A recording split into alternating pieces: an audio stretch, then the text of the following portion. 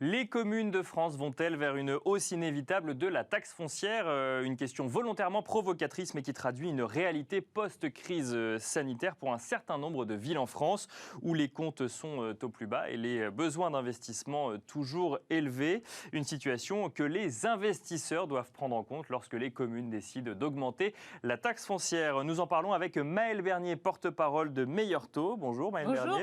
Et nous en parlons avec Christophe Demerson, le président de l'UNPI, l'Union nationale des propriétaires immobiliers. Bonjour Christophe Demerson.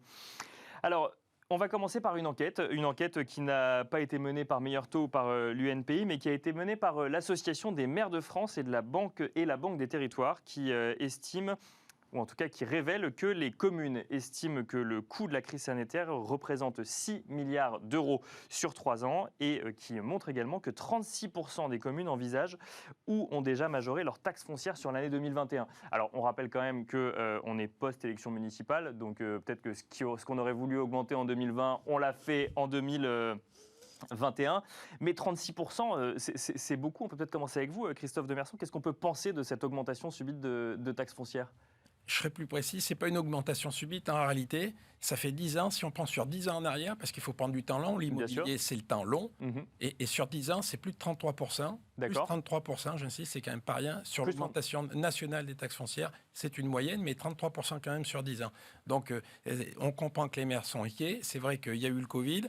Maintenant, il y a la suppression de la taxe d'habitation. Ça va être un autre sujet, mais c'est vrai qu'il est dans toutes les têtes. Tous les acteurs y pensent. Et c'est vrai qu'il va falloir trouver, comme on dit, de la matière fiscale, malheureusement. Et c'est vrai que toutes les explications vont être bonnes pour essayer de rassurer les propriétaires. Mais c'est vrai que les propriétaires, ils sont inquiets, mais ils peuvent parce que on voit que les collectivités n'ont pas de gros moyens pour le moment, mais les propriétaires non plus, puisque les finances, elles sont quand même au plus sèches, au plus bas. Et ce qu'on voit, c'est que si on fait une moyenne, c'est entre 2 et 3 mois de loyer ou de crédit. Alors on va revenir effectivement sur l'impact sur les finances. Juste pour bien comprendre ce que vous nous dites, c'est que vous à l'UNPI, vous constatez que il y a ces 36% en 2021, mais sur les 10 dernières années, il y a déjà eu une augmentation de 30% en moyenne en France de la taxe foncière. Plus de 33% en moyenne sur les 10 ans qui viennent déjà de se passer. Donc l'augmentation subite, en réalité, elle arrive après une hausse constante et énorme. Donc une tendance régulière. Vous avez cité, Christophe Demerson, la suppression de la taxe d'habitation, par exemple, qui viendrait expliquer cela. Ça, c'est nouveau pour le coup, ça fait moins de 10 ans. Donc, qu'est-ce qui explique que cette tendance d'augmentation de taxes foncières soit présente depuis beaucoup plus longtemps ? Ce qui explique ça, c'est qu'en réalité, les propriétaires, ils sont toujours perçus comme une variable d'ajustement, c'est-à-dire que tout le monde fait ses projets, tout le monde monte son plan, et puis après, on dit, on se tourne vers les propriétaires pour payer. Le problème, c'est qu'on arrive quand même au bout de l'histoire, parce que, comme on le disait, ça fait quand même de l'argent. Et si on met un parallèle sur les 10 ans, 33%, c'est quand même 3 fois et demi l'inflation, 3 fois et demi plus que l'inflation et 3 fois et demi plus que l'augmentation des loyers. Donc vous voyez que ça fait quand même... Maëlle Bernier, même question sur cette situation finalement d'augmentation de la taxe foncière de manière successive et en plus dans un contexte où on est la crise sanitaire n'est pas finie, mais en tout cas, on commence à se poser la question des investissements post-crise sanitaire. On a cette taxe d'habitation qui va disparaître. Une situation compliquée aujourd'hui pour un propriétaire. Je pense que c'est pas très positif ce que je dis, mais je pense que le pire reste à venir. Parce que forcément, pour les propriétaires. La taxe d'habitation, elle est supprimée, mais en fait, elle était quand même payée encore par beaucoup de gens jusqu'à l'année dernière, jusqu'à même cette année. L'année prochaine, on va évidemment avoir besoin... Les maires ont besoin d'euros sonnants et trébuchants. Donc ils ne peuvent pas faire sans. Et on va aller les chercher, évidemment, comme disait Christophe tout à l'heure, sur les propriétaires, parce qu'on augmente un peu, ça se voit pas forcément, c'est déjà en fait tellement élevé. Parce qu'il faut quand même rappeler, on le disait tout à l'heure, c'est que vous avez quand même des villes où vous avez un prix de l'immobilier qui est très peu élevé, puisqu'on est inférieur à 2 000 euros. Donc vous pouvez vous loger facialement pour acheter 70 mètres carrés, par exemple, pour 600, 700, 800 euros par mois de crédit.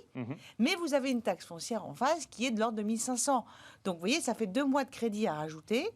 Alors, les agents immobiliers donnent cette information. Quand vous achetez un bien, quand vous visitez, on vous dit la taxe foncière, c'est tant. Mais ça veut dire que dans le plan de financement, beaucoup de propriétaires oublient de le. Disons qu'on se dit, c'est assez normal. On se dit, finalement, je vais payer le même prix que la location qu'à l'achat, parce que dans plein de villes de province, c'est ça. Oui, mais sauf qu'il y a effectivement 2 mois ou 3 mois même à rajouter donc, en fin d'année. L'augmentation de cette taxe foncière, de ce que je comprends de ce que vous me dites, ça veut dire que c'est une surprise presque pour le propriétaire derrière si elle n'est pas anticipée, non, parce que c'est conséquent par rapport à l'achat. Ça dépend en fait si un primo-accédant, celui qui achète pour la première fois, il l'a pas payé parce avant il payait une taxe d'habitation, il était locataire. C'était l'autre, c'était celui qui lui louait qui découvre un peu. Et puis ce qu'il faut rappeler, c'est que ça s'ajoute parce que, comme disait Maëlle, il y a le facial du jour où la personne achète, mais l'immobilier, comme je vous le disais, c'est le temps long. Et quand on dit l'augmentation 33%, c'est une moyenne. Mais si vous prenez des villes, par exemple, comme Saint-Denis, Clermont-Ferrand, je ne sais pas, des villes comme ça, Nantes, c'est plus de 40% sur 10 ans. Donc la personne qui a acheté il y a 10 ans, c'était pas le même prix, vous voyez, les 40%, ils sont... Et elle n'a pas encore forcément remboursé son crédit. Et elle n'a pas fini de rembourser son crédit. On voudrait qu'elle les rembourse sur 10 ans, mais c'est plus souvent sur 20 ans ou 25 ans. C'est vrai que, en plus, sur la résidence principale, c'est vraiment un impôt qu'on prend en pleine face parce qu'on le paye. Bien sûr. Quand on est investisseur locatif, il faut quand même un peu... je suis la première à défendre l'investisseur locatif, mais la taxe foncière, elle est déductible des revenus. D'accord, c'est important de le rappeler quand même. Voilà, donc, bon, c'est un peu plus indolore. C'est considéré comme une charge. Voilà, c'est une charge, donc on l'enlève au même titre que la MRA, enfin que l'habitation, que toute la propriétaire bailleur et des choses comme ça. Ça reste un manque à gagner. Mais ça reste un manque à gagner. Mais ça peut créer, quand on construit un patrimoine immobilier, on peut avoir un déficit foncier qui n'est pas forcément négatif, donc voilà.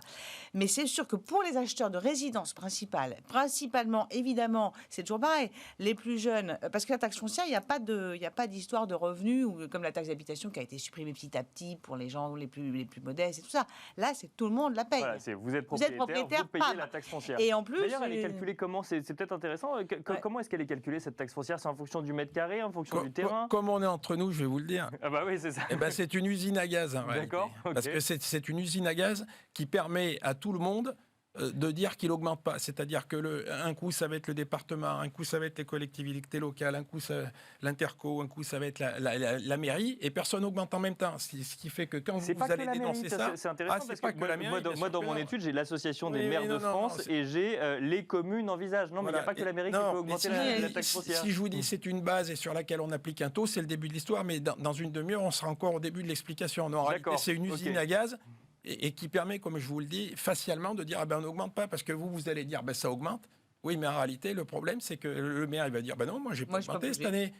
Et puis de l'autre côté, l'année d'après, le département, il va dire on n'a pas augmenté. Mais le maire, il aura augmenté. Voilà, mais ça et en plus, malgré tout, il ne faut pas oublier que la base, au début, tous les ans, c'est le Parlement qui décide une hausse en fonction... Généralisée pour le coup. Généralisée pour le coup, sur lequel, après, les maires ou les départements continuent à travailler. Mais en fait, oui, c'est pour ça. Ce qui est assez drôle, c'est que Paris, par exemple, c'est la taxe foncière la plus faible du marché. D'accord. Parce qu'en fait, elle est compensée. C'est des vases communicants. Elle est compensée par le fait qu'il y a beaucoup d'entreprises qui payent des taxes à Paris, et du coup, on peut se permettre d'avoir une taxe foncière encore pas très élevée. Mais on sait qu'il y a des révisions cadastrales qui arrivent, parce qu'il y a des arrondissements parisiens aujourd'hui qui, si je schématise, il y a 40 ans, étaient des coupes-gorges. Et du coup, voilà, vous parlez du 17e, par exemple, du nouveau 17e. Oui, et qui aujourd'hui sont des quartiers très modes et machin, où les prix sont totalement dérisoires. Vous avez payé pour 70 mètres carrés moins de 600 €, alors que vous avez un bel appart ce matin, puisque vous êtes dans une catégorie qui était à l'époque pas terrible. Donc il y a des révisions à venir. En plus, il y a des révisions à venir. Des révisions cadastrales, effectivement. Alors je sais plus, c'est 2026 ou quelque chose comme ça, mais enfin, il y a quelque chose, oui. Et qui doit venir, qui peuvent en plus permettre d'en rajouter sur certains qui ne payent pas encore beaucoup. Et qui va permettre de réindexer sur le marché actuel des taxes foncières. Voilà. Mais ça concerne pratiquement les grandes villes. Voilà. C'est juste pour les grandes villes. Paris est vraiment mais malgré tout, vous inquiétez pas, c'est que c'est quand même souvent, parce que le cas qu'explique Maëlle, ça se peut, mais malgré tout, si vous regardez ce qui se passe, on nous explique qu'il n'y a rien eu de fait depuis 1970, mais enfin, moi, je sillonne la France toute l'année. Je peux vous dire que c'est quand même bien réévalué tous les ans. Mais pas forcément via ce prisme-là. Pas forcément via ce prisme-là. Et je voulais quand même insister aussi sur un dernier point, c'était par rapport, Maëlle parlait des bailleurs. Mais c'est vrai que pour les bailleurs, c'est un enjeu aussi, parce que si on regarde les obligations vers lesquelles ils sont confrontés de plus en plus, et c'est un vrai sujet aujourd'hui, puisqu'on le voit aujourd'hui, il y a des enjeux de climat, il y a des enjeux d'énergie.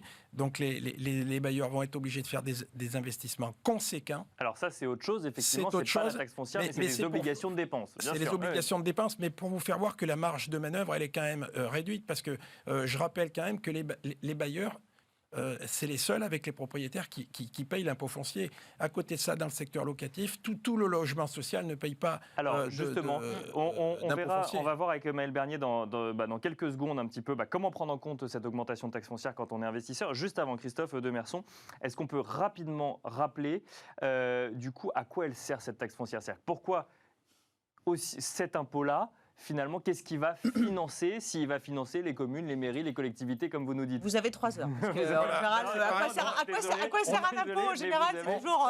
Désolé, mais vous avez 30 secondes maximum.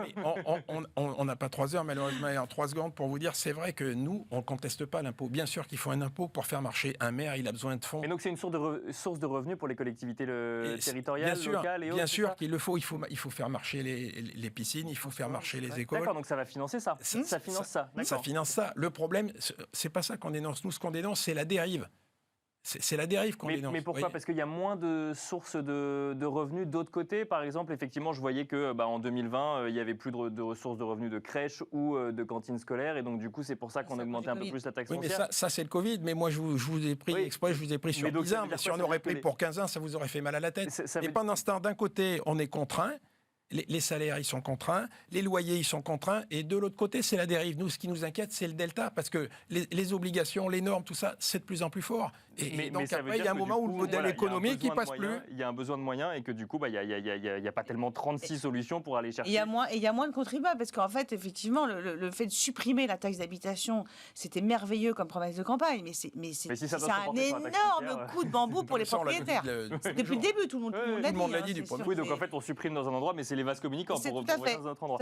Bon, alors, l'heure tourne quand on est investisseur et qu'on doit prendre en compte la taxe foncière. Maëlle Bernier, vous avez une vision un peu territoriale et nationale des investissements et notamment de la façon de gérer son crédit. Comment est-ce qu'on prend ça en compte quand on veut devenir propriétaire ou qu'on est déjà propriétaire? Alors, c'est très simple. Quand vous faites un crédit immobilier, on va prendre en choix. On va regarder vos revenus, on va regarder combien vous pouvez rembourser par mois et effectivement, on va calculer un taux d'endettement maximum de 35% et on va dire vous pouvez rembourser tant par mois. Sauf qu'effectivement, on ne prend pas en considération, les banques ne prennent pas jusqu'à présent, en considération la taxe foncière. Donc, il faut avoir en tête que c'est global, on va dire, excepté les très grandes villes, notamment Paris. Quand vous achetez un bien immobilier, dites-vous qu'il faut que vous ayez en plus, dans votre budget, tous les ans, en gros, un mois et demi de crédit en plus en poche. Ça veut dire qu'il ne faut pas être complètement ric-rac parce que ça tient sur 13-14 mois. C'est 13-14 mois. En gros, un achat immobilier, ce qu'il faut se dire, c'est pas 12 mois, c'est 12 mois pour la banque, mais c'est un 13e et peut-être un 14e mois pour les impôts locaux. D'accord. Mais plutôt 14 parce que comme on va véritablement vers des augmentations, voilà. Donc c'est juste avoir son budget. C'est avoir son budget. On sait très bien que sur encore une fois, des primo-accédants qui sont assez ric-rac, qui ont peu d'épargne, peu d'apport, il faut faire attention à ça. Mais quand on va voir sa banque, la banque, elle nous dit globalement, vous payez un loyer de temps, très bien, donc ça veut dire que vous êtes capable de rembourser. C'est exactement ça. Mais donc en fait, le calcul n'est pas bon. En fait, si la banque, elle calcule justement ce que je vous dis. Évidemment. Elle calcule. Après, la banque n'a aucun intérêt à ce que vous vous retrouviez à zéro, parce que pour elle, c'est de l'enfer. Mais en fait, si vous voulez, c'est dans les calculs de banque, on dit, vous remboursez 800 € de loyer, vous pouvez, on appelle ça un saut de charge, vous pouvez passer à 900 peut-être en crédit, mais la taxe foncière n'est pas prise en compte dans l'endettement. En tout cas, pas encore. Donc l'avoir en tête, c'est 13-14 mois. Un achat immobilier, c'est 13-14 mois de crédit. Si on regarde un petit peu les villes en France, donc on a compris que Paris, en même temps, vu les prix de l'immobilier à Paris, c'est un peu plus indolore, effectivement. Mais, et puis, il y a beaucoup d'entreprises, ce qui fait qu'elles c'est une source de revenus pour les collectivités. Quelles sont les villes où il faut faire très attention à la taxe globalement, foncière? vous avez des taxes foncières qui... Là où nous, on a fait étude pour 70 mètres carrés, vous avez une taxe foncière qui est dans la majorité des villes de France, compris entre 1 300 et 1 600 € par an. D'accord. Donc, ensuite, il faut regarder combien est la mensualité. Donc, par exemple, une ville, je prends Nîmes, Saint-Étienne, Le Havre, Le Mans, des villes qui sont pas chères à l'achat.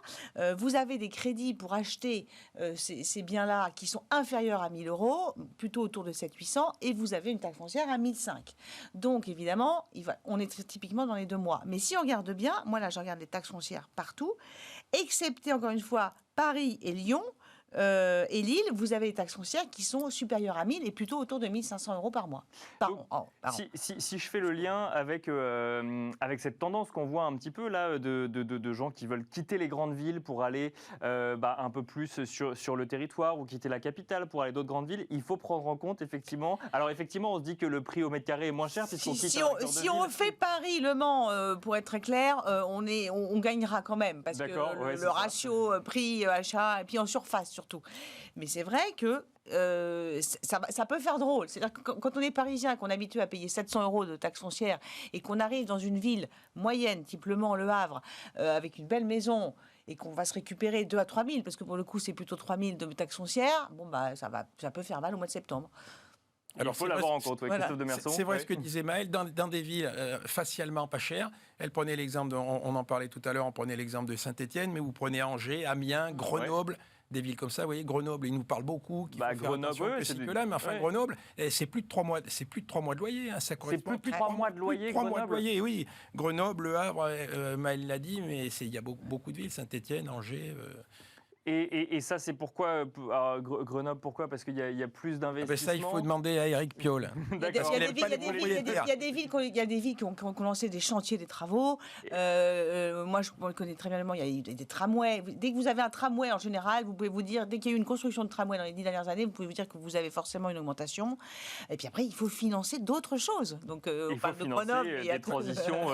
C'est aussi que nous, on a observé attentivement. Il y a quelque chose, et on en parlait tout à l'heure aussi avec Maëlle, il y a quelque chose qu'on a observé, c'est que les villes, par exemple, où il y a l'encadrement des loyers, la taxe foncière augmente.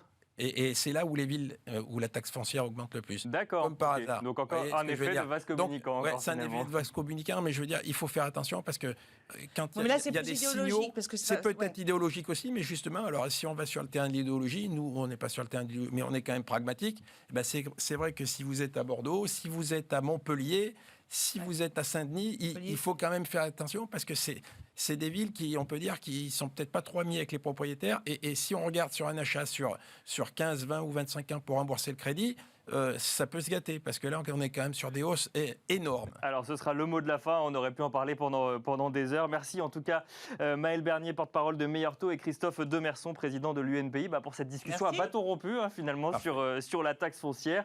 Merci à vous également de nous avoir suivis. On se retrouve dans quelques instants pour la deuxième partie de Smart Patrimoine.